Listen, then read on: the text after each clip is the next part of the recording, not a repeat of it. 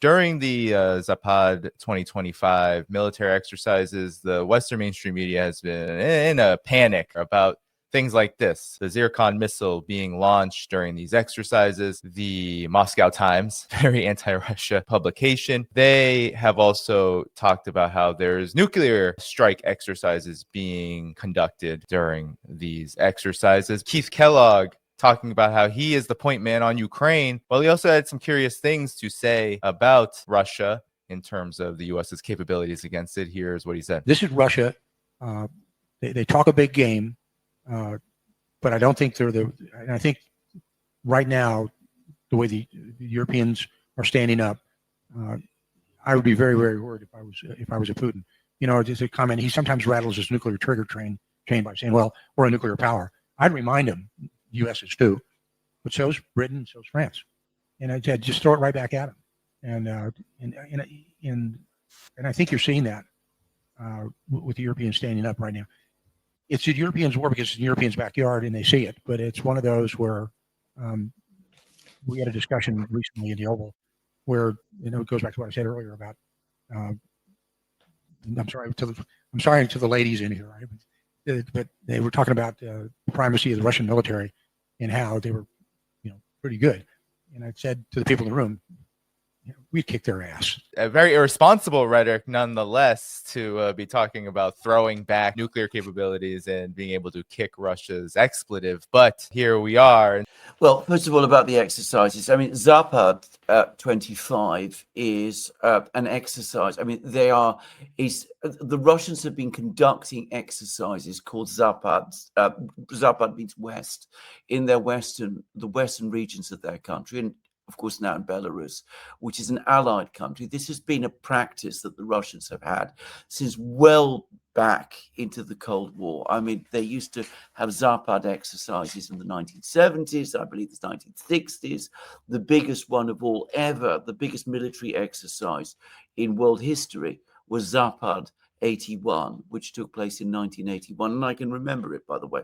I mean, this particular exercise, Zapad 25, is a big exercise. It involves around 100,000 men, but it is not on the scale of some of the Zapad exercises that have happened before. And given that we are in a period of tension, given that we are getting these kind of belligerent comments like the one we've just heard from Keith Kellogg, it's unsurprising that the Russians are training their forces and are taking steps in Western Russia and Belarus, an allied state, to protect themselves. So I don't think that the exercises themselves are anything to be particularly alarmed about. They've undoubtedly been prepared quite a long time in advance. I don't think that they imply any intention by the Russians to attack the West tomorrow or next week or next month or anything like that. But it does show that the Russians are worried about the situation on their western borders, given that there have been threats, for example, in the Baltic, given that there have been threats towards the Kaliningrad enclave. That is completely unsurprising. Now, let's turn to what Kellogg says. Now, Kellogg talks about how the Americans can kick whatever it is of the Russians, that they can defeat the Russians, that they can wipe the Russians. Well, I mean, the first thing to say is he talks about the United States being a nuclear power. He talks about Britain and France being nuclear powers. Russia is the world's biggest nuclear weapons power. The Russians have enormous nuclear forces, at least comparable in power and sophistication to those of the United States. If we are talking about conventional forces, then Russian conventional forces today dwarf those of Britain and France. I was reading an account in a British military magazine that the British Army, for example, is now down to just 25 operational tanks. Now, the Russians use 25 tanks sometimes in the storming of a single village in Ukraine. I mean, there is no possible comparator if we're talking about conventional military power. And as for the situation in Europe, well, the United States does have enormously powerful armed forces. It has what I think many people would still agree is the world's largest and most powerful fleet.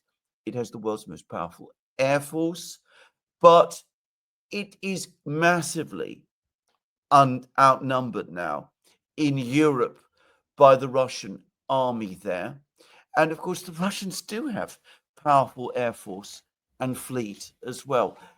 I don't think it helps for General Kellogg to talk in this way, especially given the fact that, if one has to be frank, American military performance in its most recent wars has been nothing to write home about. If the United States or NATO actually believed they could defeat Russia in Ukraine, they would have been in Ukraine day one.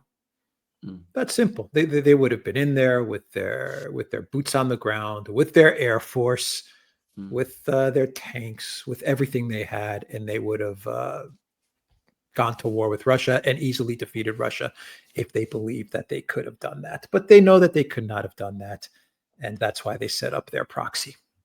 That's simple. So, Kellogg is just talking nonsense. But then again, he's someone who's made four or five trips to Kiev in the past 4 or 5 months.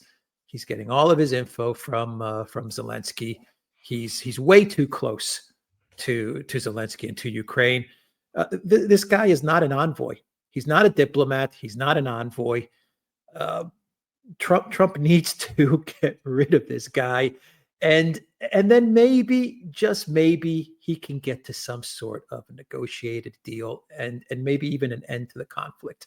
But first, he has to clean house, and he has to get rid of the Kellogg's in his administration. Words like Keith Kellogg's, they're rife with, let's say, fact-free kind of statements and threats. But Russia in these exercises, I'm curious if you could talk about what exactly motivates Russia to develop these advanced missiles, the hypersonic, the Zircon, there's talks of the Oreshnik. I know Belarus is now under that almost like an Oreshnik umbrella, where they're both during these exercises also testing their deployment.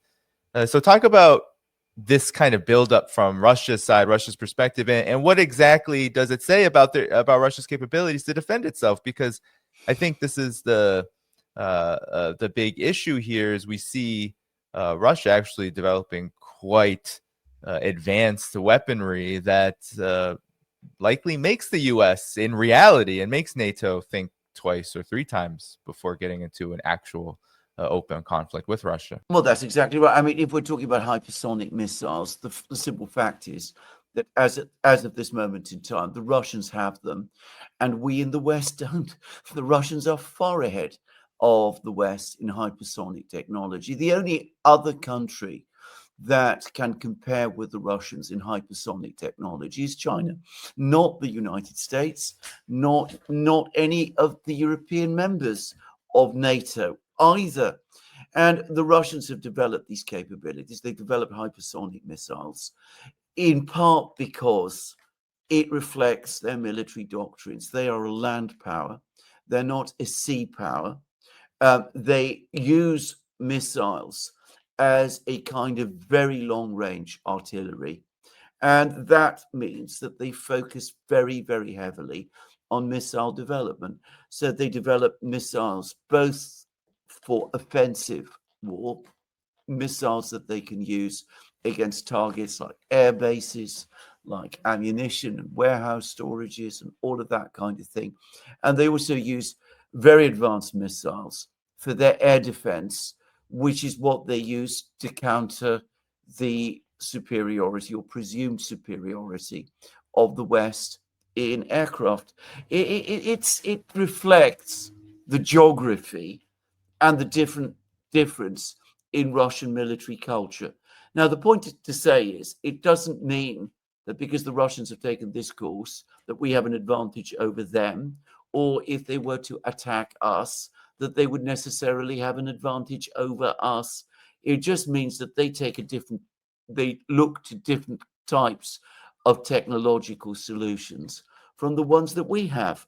And I get to say it. I think if you're looking at the way in which the Russians have adapted to war over the last 3.5 years, the way they have moved far ahead of the West in drone warfare, for example, where previously it was universally assumed that they were far behind.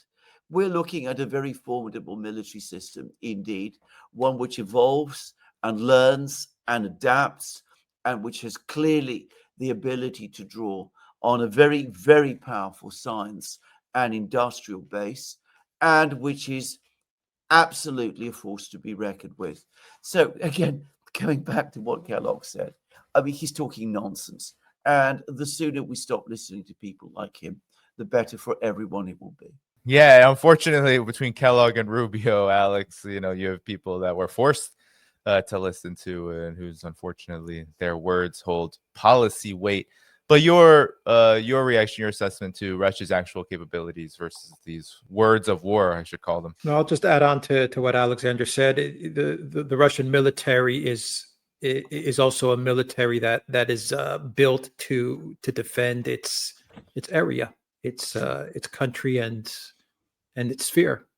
It's not made to be expansionist. It's not made to march all the way to Paris or to London or anything like that. It's not a bunch of aircraft carriers or anything like what the U.S. has to project power far away from the country.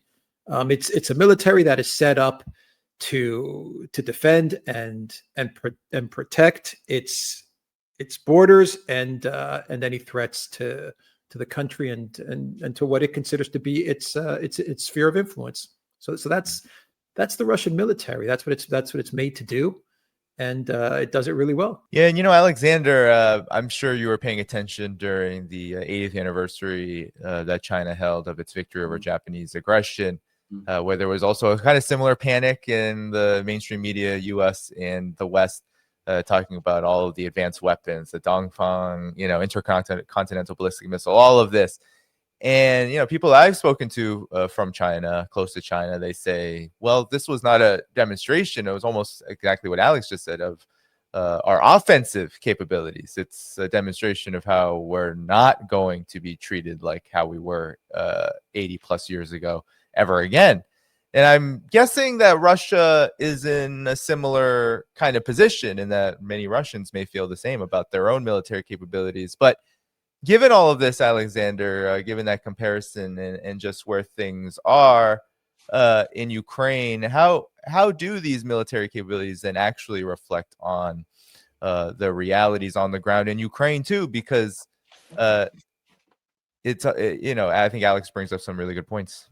Well, indeed. I mean, can I just say he's absolutely right. Both and your point about China is absolutely spot on. If you look at the structure of both the Russian and the Chinese militaries, they are basically there to provide protection to the core, to the homeland, and also to project power close to the periphery, to the areas immediately adjoining the homeland. Neither country has ever sought to project power around the world, which is what the United States does. The United States has built its armed forces less to protect the continental United States, more to be able to project power in every place around the world 24/7. It's got its 11 aircraft carriers. It's got its massive numbers of military bases. It's got all of those things. Neither China nor Russia have either of those or aspire to.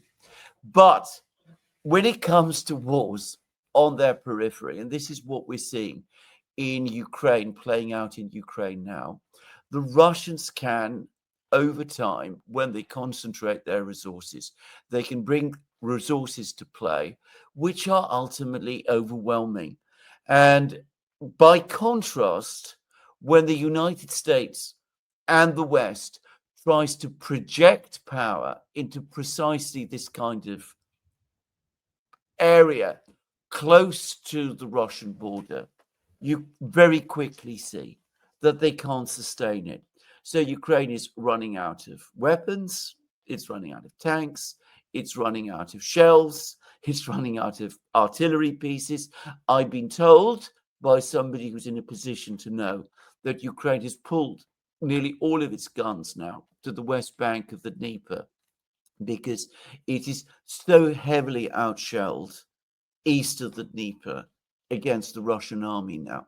It is unable to match the Russians in these sort of capabilities, and that is why the Russians are able to grind on, and why the Russians are winning. And this is also why, in the West, when one is getting the sense of increasing frustration, because everything has been thrown at this problem over the last 3.5 years. We talk about how our combined GDP is so much greater than the Russians' combined GDP, but we constantly find that in a struggle on the Russian periphery, we cannot match Russian military power. And that is ultimately what is playing out in Ukraine today. Yeah. What Alexander said is spot on. They keep on scratching their heads, wondering why they can't defeat Russia. We're the powerful West. We're the rich West, or we were the rich West. Now we're in debt. But they haven't figured it out that Russia plays to its strengths. That's what it does, and it understands its geography.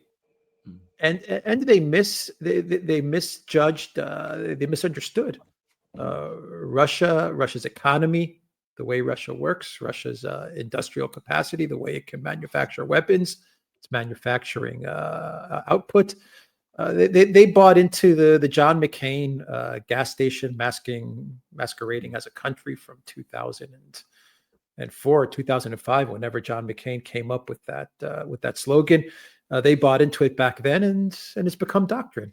It really has become doctrine. They base their policy on that statement from John McCain, and they base their policy going into Ukraine on that statement from John McCain, and they're getting their asses handed to them. Bottom line. Yeah. Before moving on to the general world situation, how about, Alexander, if you could update us? It's not getting a lot of talk anymore between NATO with these kind of theatrical escalations around Russian drones and all of this. Not a lot of talk about what's happening on the ground in Ukraine, and particularly in which direction this conflict is going and how rapidly. So, Alexander, help the audience out here. What the Russians are doing, and it's what they do in every single war, is that they don't concentrate on one part of the front line. What they have done, what they always do, is that they attack everywhere all the time.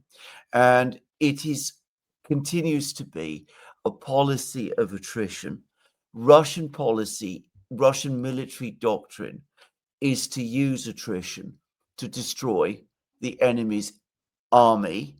And through the destruction of the enemy's army, the enemy's ability to continue to fight, to make the enemy lose the will to fight. And that is basically what they're doing. So the Russians have advanced. They advanced in the south, in Zaporozhye region towards the river. They are fighting along this line of cities, Slavyansk, Kramatorsk, Konstantinovka, Prakrovsk, this last big fortified barrier that the Ukrainians have in Donbass. If these cities fall, and if one falls, the others fall very quickly because they are all interconnected with each other in a single line of positions. If this line of defenses fall, then the Russians are able to advance basically unopposed or almost unopposed westwards, to the Dnieper River. If they reach the Dnieper River, the Ukrainian the ability of Ukraine to continue the war starts to break down, because the Dnieper is Ukraine's key transport artery. All its main cities Dnipro, Zaporozhye, Kremenchuk, Kiev itself are located on this river. If the Russians hold the East Bank, then the war basically ends. We are probably closer to that point than many people understand. And the word we're getting every day from Ukraine is that the Ukrainian army is becoming increasingly tired. It's increasingly short of men. It's having to shuffle its best brigades from one part of the front line to another to try to put out fires and to contain Russian breakthroughs. And these Russian breakthroughs are taking place in more and more places. Probably within the next few weeks, a number of towns, Kupiansk, Siversk, Liman in the north, will fall. The latest reports suggest that the situation in Pakrovsk itself, one of these cities, one of this line of cities, is very bad, and that the Ukrainians will probably be pushed out of there too.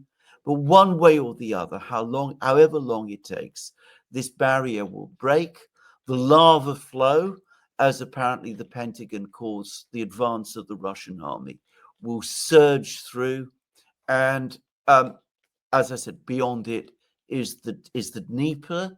And once the Russians reach the Dnieper, effectively it's the end of the war. With the end of the war, Alex, then what next for NATO? Your assessment of the battlefield situation and what would be next? Because I mean, we've heard threats on Kaliningrad and all this kind of bluster, but it speaks to a big kind of big problem for NATO and the United States. Your thoughts? Yeah, it took the West 4 years to understand that Russia's fighting a war of attrition, right? They've been so concerned with territorial gains that they forgot that Russia's first and foremost looking to destroy the Ukraine military. Putin said it at the beginning of the SMO. He said demilitarization, right? So he said it way in the beginning. The West did not listen to anything that Putin was saying. They never do. And here we are. The Russians are grinding down the Ukraine military. They've also demilitarized much of the collective West, right? The collective West doesn't have any weapons to give, really. So what happens afterwards with NATO?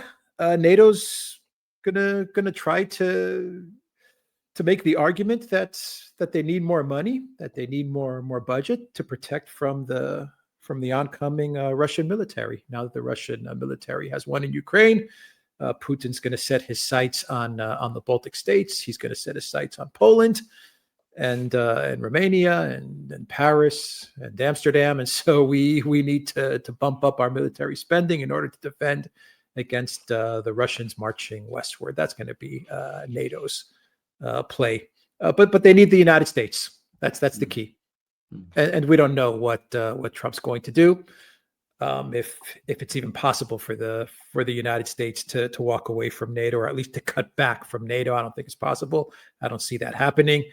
But that's going to be NATO's angle when the conflict wraps up in whatever shape or form it ends up wrapping up with.